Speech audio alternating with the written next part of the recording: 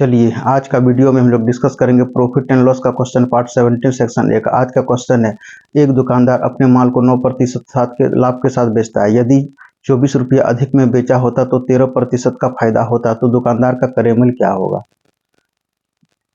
Question है, एक दुकानदार अपने माल को 9% लाभ पर बेचता। पहला प्रॉफिट कितना है, ये जो है पहला प्रॉफिट है 9%।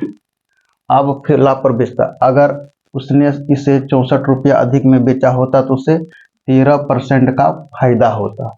यानी दूसरा प्रॉफिट कितना है इसका, 13% है। अब एक को 9% और दूसरे को 13%, यानी कितना परसेंट अधिक है, यानी 4% अभी अधिक है।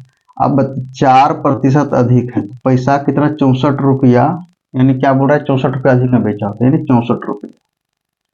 तो 1% का कितना हो गया, तो 1% का हो गया 64/4। इस 16 से डिवाइड हो जाएगा 16 से, तो 100 में कितना हो जाएगा, यानी 16 × 100, यानी कोई भी ऑप्शन में 1600 रुपया है।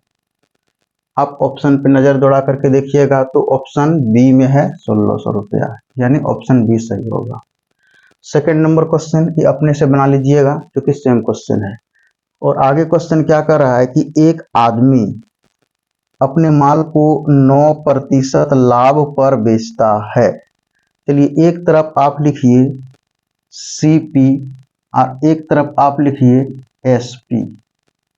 मान लेते हैं कि वस्तु को उसने 100 रुपया में खरीदा, तो 100 का 10% कितना होगा, यानी 10% लाभ पर बेचता, तो 100 का 10% 10 रुपया होता है। यहाँ लिख भी दिए 100 का 10% 10 रुपया।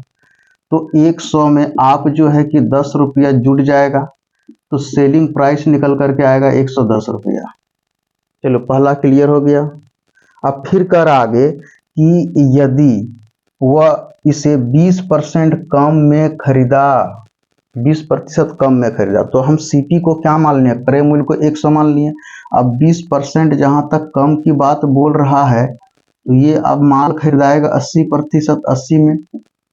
अब 80 का, अब फिर आगे क्या बोल रहा है, 20% कम में खरीदा और इससे 20 रुपया अधिक में बेचता, तो उसे 40% का लाभ होता। कितना का होता है, 40%। 80 का 40% कितना होगा, तो आप कहिएगा कि अगर 20% कम में खरीदा होता तो 100 में 20 घटा दिए तो 80 रुपया हुआ। आप प्लस करेंगे 80 का 40% कितना हो गया, तो 80 का 40% यहाँ निकाले हैं 32 रुपया हो गया, 32 रुपया हो गया। 80 और 32 को अगर आप जोड़ते तो 112 रुपया हो गया।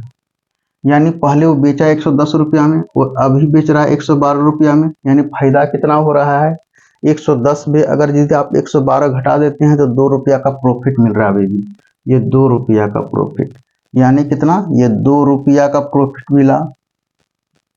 तो कितना अधिक में बेच रहा था, कम करने पर कितना, 20 रुपया अधिक में बेचता। अगर कम करने के बाद 20 रुपया अधिक में बेचता, तो आप यहाँ 20 रुपया लिखिए।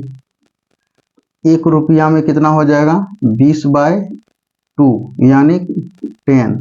तो 100 में कितना हो गया, 100 में हो गया 10 गुना 100 बराबर 1000 रुपया हो गया। 1000 कोई भी ऑप्शन में है तो आप नजर दौड़ा करके देखिएगा कि 1000 जो है कि ऑप्शन बी में है। चलिए 2 क्वेश्चन आप लोगों के लिए, 2 क्वेश्चन बना करके आंसर कमेंट बॉक्स में लिखिएगा।